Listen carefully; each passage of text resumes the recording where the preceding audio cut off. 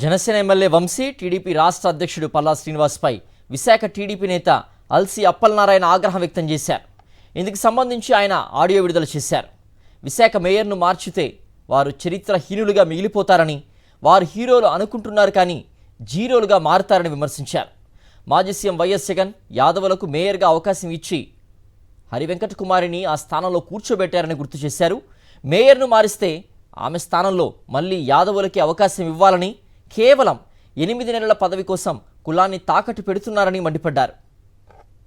పనికిమాలిన ప్రధాన లీడర్లైనటువంటి కులం గెలిచే వరకు కులం గెలవనిచ్చి పార్టీ వీళ్ళకి అసలు ఏ విధంగా వీళ్ళని అర్థం చేసుకోవాలో, ఏ విధంగా జనాలు చేదరిస్తారో కూడా వాళ్ళు సత్ప్రవర్తన మాని వీళ్ళు ఏదో అనుకుంటున్నారు.